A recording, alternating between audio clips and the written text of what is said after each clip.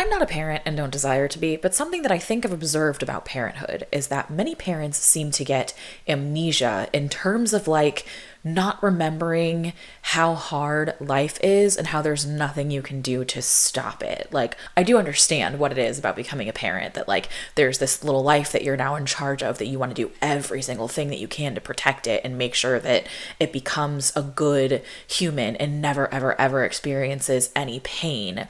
But what I don't understand is the piece where you think that that's even possible to do. But I'm not happy. People Why are you staring? I don't want to do this. You have to. They'll know No one something's cares about wrong. your Why life. is that bad? Nobody cares. They won't understand. Nobody You want to go cares. home. You'll hurt their feelings. This is ridiculous. What are we even talking about? Just you want to keep them happy. What if they They're think gonna you're be mean? stupid? Just keep them happy. Just keep them happy. Just lie. I'm not here to sugarcoat, life's already a bumpy road. Too much shelter causes pain, let's just be real honest.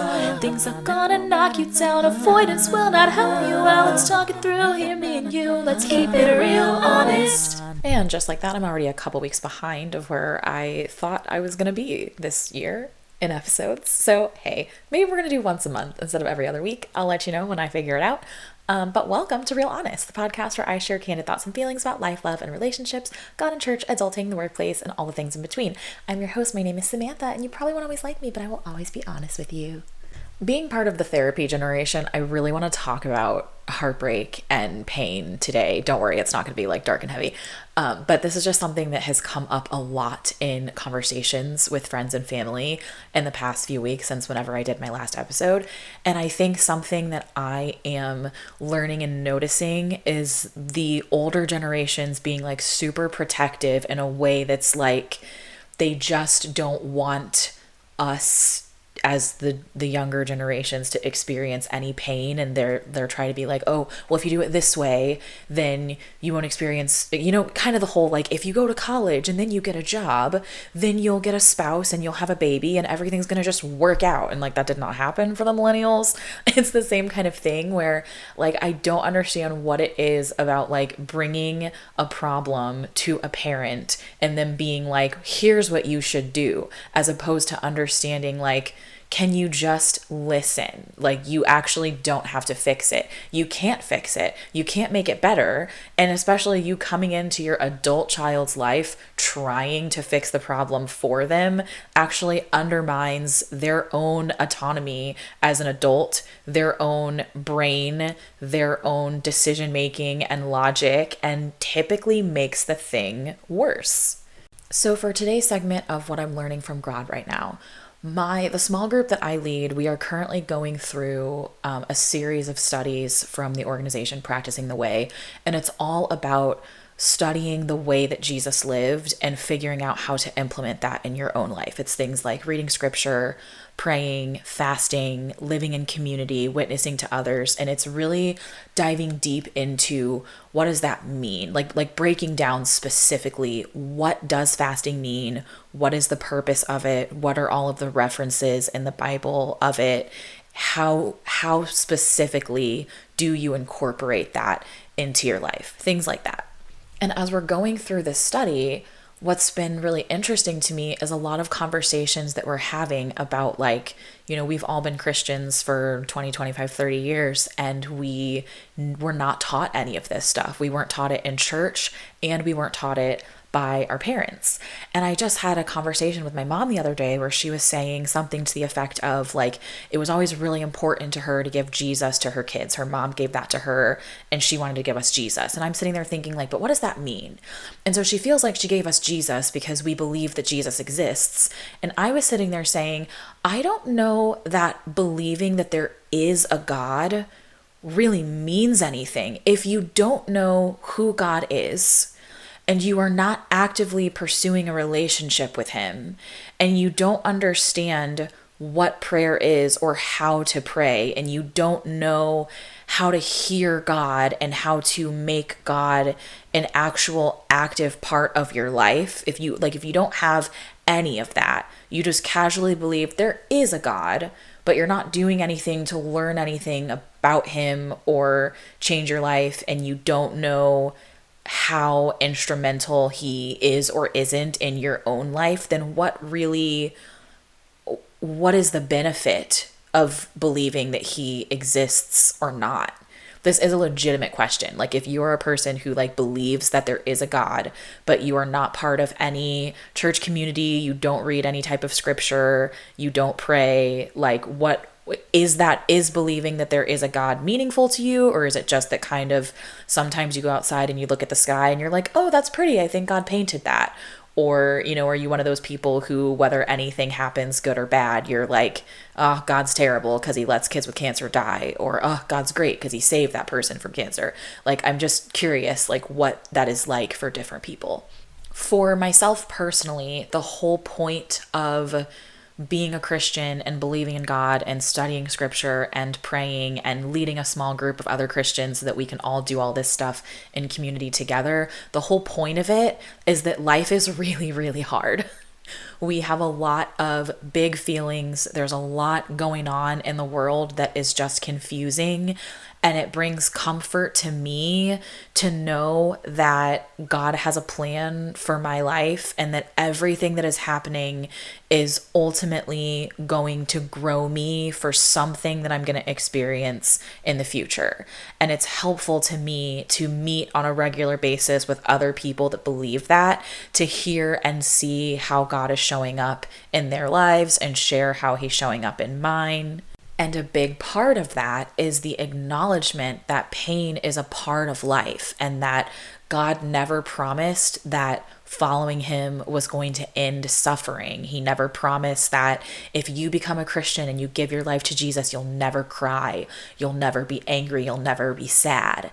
And growing up in church, I feel like so many of the Christians sitting in the church pews around us or in Sunday school or whatever were like my parents, where they were just smiling all the time and just happy to be there. And they never shared when they were going through something or when they were experiencing pain. And because of that, I grew up believing that, oh, okay, if I believe in God, he's going to just make my life better. Like, it's going to be easy for me to get a job. I'm going to get the job that I want. It's going to be easy for me to find a spouse. All of these things are going to just fall into place because I believe in God, and people that believe in God have easier, better lives and they don't feel pain. And that's not biblical and it's not true. And so I think it's really important to acknowledge, like, hey, you're going to get your heart broken in life. You're going to get your heart broken over and over and over. And what is important is how you react to it. Are you in therapy? Do you have coping mechanisms? Do you write? Do you listen to music? Do you draw? Do you have somebody to talk to? Do you have some kind of an outlet so that when life happens that breaks your spirit or knocks you down, you have something in place to help you get back up? Moving into the goals check-in, I'm actually really disappointed right now. You know, I wanted to put an episode out last week, so that would have been every other week, but I was traveling the past couple weekends, so for one, I ran out of time, but for two, I had a really good update about the progress on my book in my last episode, and I thought that I was going to have positive updates every single week, or at least every other week whenever I put episodes out.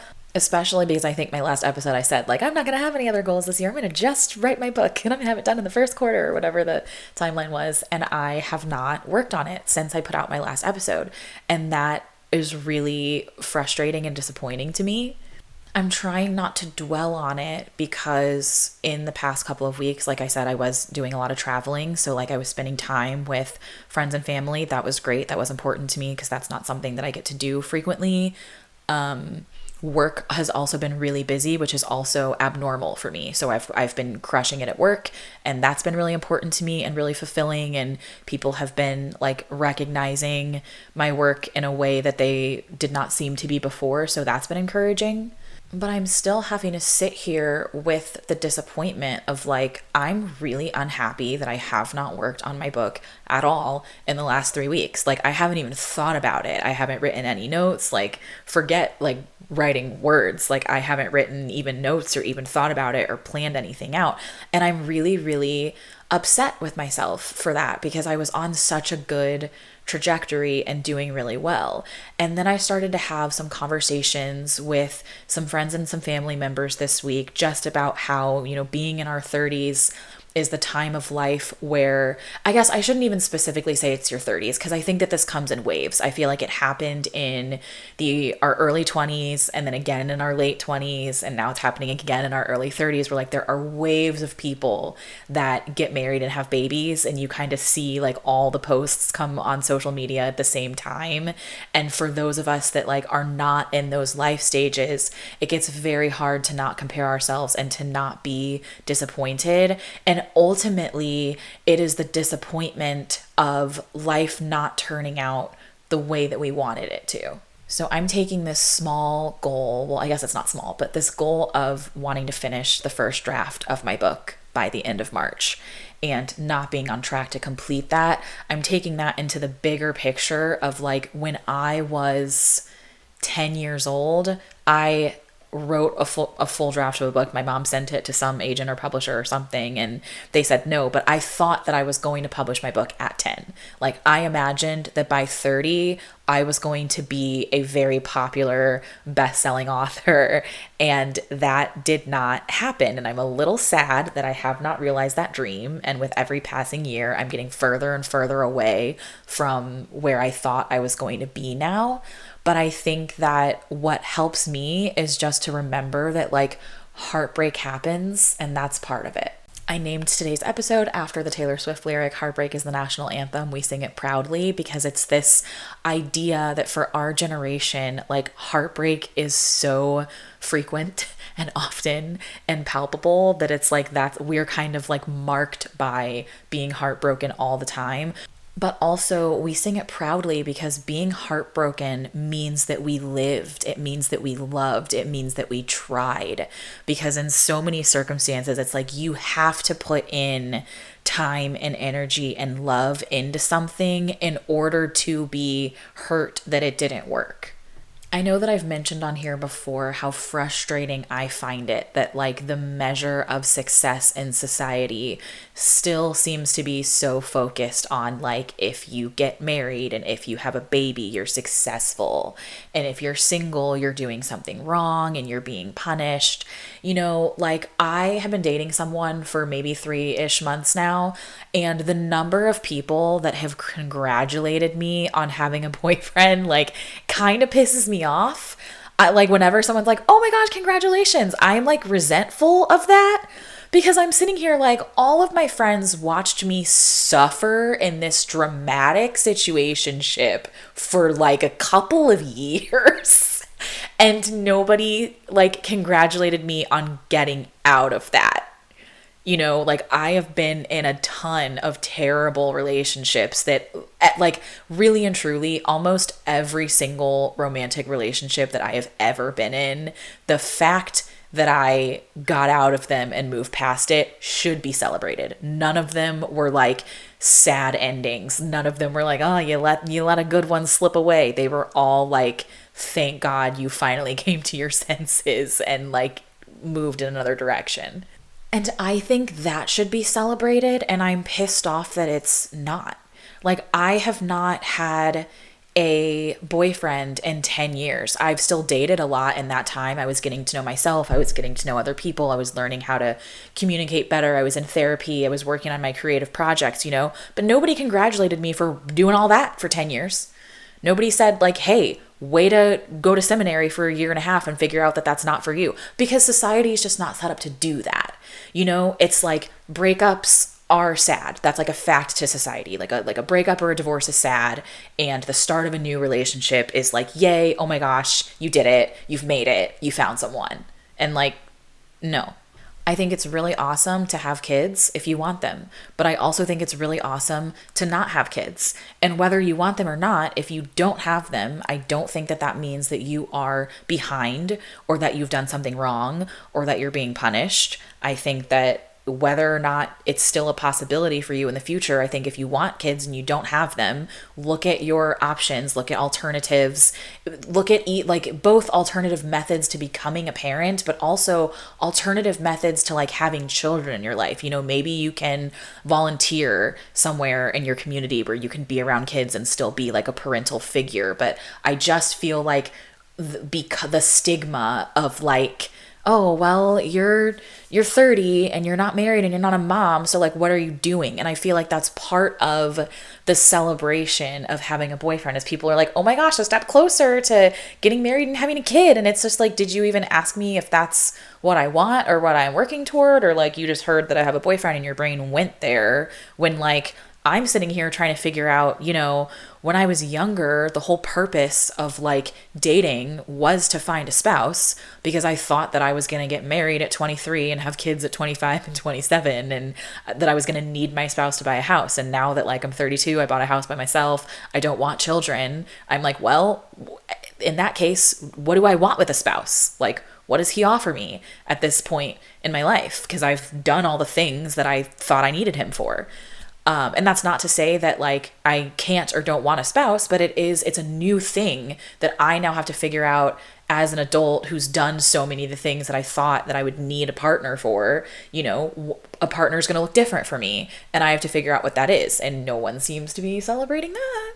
So that takes me back to this idea of like life not looking the way that you thought it was. I would imagine that there are some people who like made their life plan when they were 8 and they went out and they made it happen. And if you're one of those people, congratulations. I think that's awesome. I would guess that for most of us, that didn't happen. I just feel like I have more conversations with people more frequently who thought they were going to do one thing and ended up doing something else, or who really wanted something and didn't get it. Like, I feel like most of my friends and I are not working in the field that we got our degree in. And if you were to go back in time when we were 10, 11, 12, 14 and ask us like what we want to be when we grow up or where we think we'll be in 10, 20 years, where we are today is probably not that place. And for many of us, where we are today might be better. Like, I'm so grateful for the way that my life has turned out because I love who I am today. And I think every job, every relationship, romantic and friendship, everything that has happened to me in my life for the past 32 years has made me who I am today. And I really like that person. But that doesn't change the fact that like when I was 15, 16, I thought that by 32, I would be married, I would be in a different city, I would have children, I would be an actress or a singer or a writer, and I am not any of those things. And so I feel like it was a huge source of my depression in my early to mid 20s when I first had to confront that, when I first life confronted me with like, oh, I'm not going to get where I thought I would be by a certain time, and having to go through with like, is that okay? And then once I got to the point of but that was something I had to mourn. And I think that's really important, is like, if you do get faced with, this doesn't look like what I thought it would look like, or even, it might even be like something that you really wanted and you really worked for, whether it's a relationship or a job or a hobby or something else. It could be like a fitness goal, there's something that you really wanted and you worked really, really hard for it. And then you got there and it just doesn't feel as exciting. You don't feel as accomplished. Like, you thought that you were going to feel different. You thought you were going to be so happy. You thought, when I get this number in my bank account, I'm going to have made it.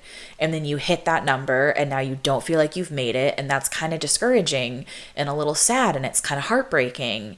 And you're like, what's missing? Like, why don't I feel that? I think it's really important when that happens to notice it and give yourself time to mourn that heartbreak. Because I think that the grieving process isn't just for lost loved ones. It's not just for ended relationships. It can also be for like working 10 years for a promotion that you get passed over for, that gets given to someone else. Like, you've been working for that for 10 years. You thought it was yours. That's why you're still there. And now you have to sit and give yourself time to grieve the fact that it didn't happen, so that you can heal your heart and then either attack it with new energy and with a fresh perspective and like, all right, am I going to give this another 10 years or am I going to give it 5 this time? Or am I going to go somewhere else because I don't feel like this company respects me? But I think before you can really go into that planning phase clear-headed, you really have to give yourself the space to acknowledge, like, I really worked for this thing. I really thought this was going to happen. It didn't happen. And that makes me sad. Like, that hurts me. I've had multiple hard conversations this week related to this topic. So I'll just share a few. Like the first one, when it comes to like the guy that I'm dating right now, like we just have very, very different communication styles. And like he prefers texting and I prefer calling because I'm like, we don't know each other well enough to properly decipher tone when texting, and that's causing a lot of miscommunications.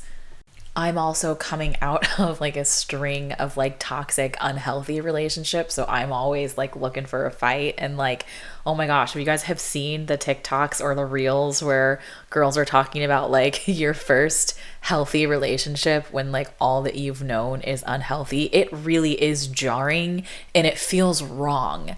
Because when you're used to dating people that are looking for a fight and that yell back and where you're constantly in fight or flight, like your body knows that is love.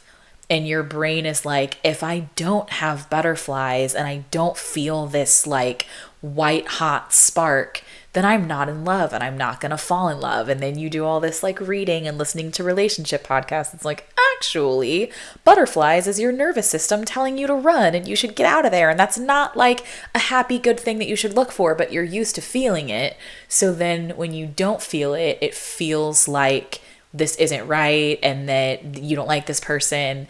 And like, it's been really, really hard to like try to explain to somebody, like, I feel like I don't like you, but I actually think that that's a good thing that means I do like you, and here's why. Like, that's very confusing to say, and it's also very confusing for somebody else to hear.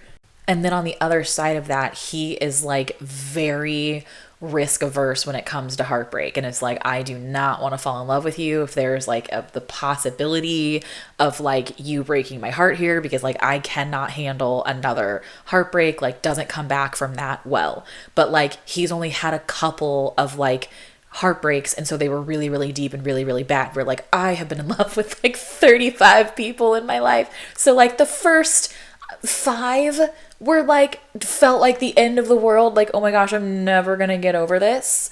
But, you know, it's like, okay, after that happens a few times and then you fall in love 15, 20 more times, like I'm now in a place where I'm like, I'm gonna bounce back, you know? Like if I fall in love with you and we don't work out and I get my heart broken, yeah, it's gonna hurt, but I will totally fall in love again before I die, because that's just what I do. I fall in love very easily all the time. And so, but also to me, I am like, heartbreak is awesome. It's part of life because it means that I connected with somebody.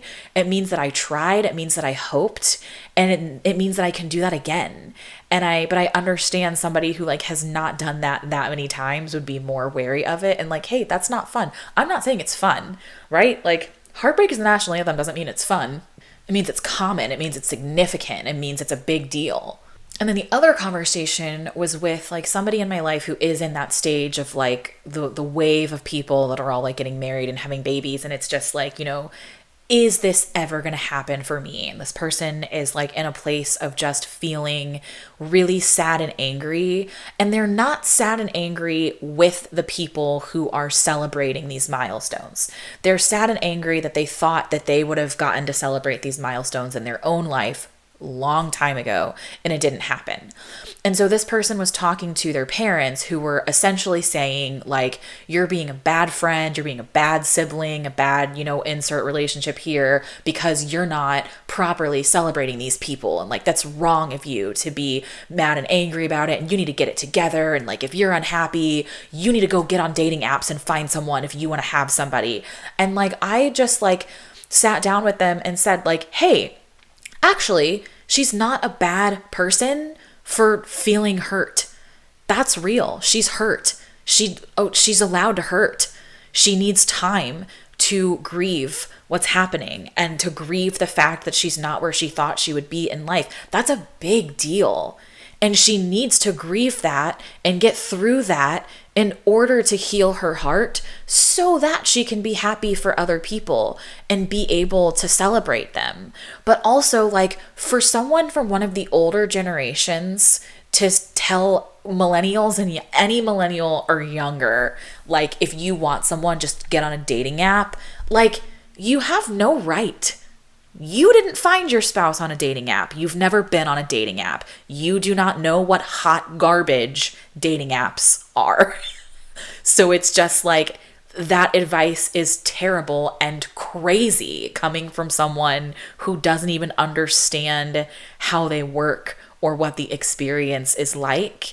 And this is why I always bring it back to, like, if you listen to this podcast and you learn nothing else from it, please learn to just listen to people without giving advice or opinions or suggestions. If somebody is opening up to you about their feelings, just listen. Just validate their feelings. If you're confused, ask them clarifying questions. But even if they explicitly say, "What do you think I should do about this?" the best thing you can do for them is flip that question and say, "Well, what do you think you should do about this?" And you can suggest things like, have you thought about dating apps? Have you thought about looking for a new job? And just hear them.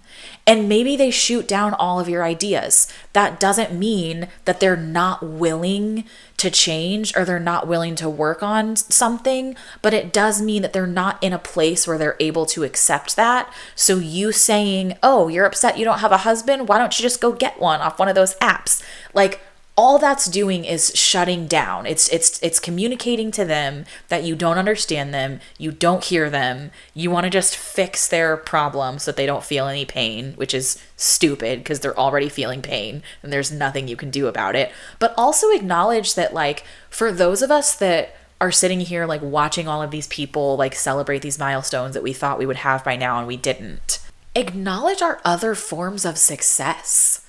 Like, you have really awesome friends. You bought a house. You have a successful career. Like, find other things in this person's life to point out that are positives, as opposed to just trying to tell them how to get whatever they're complaining about. And also acknowledge that, like, yeah, it's okay to be sad about that. You thought that was going to happen. It didn't happen. I'm sorry that didn't happen for you. If you still want that, I really hope that it does happen for you.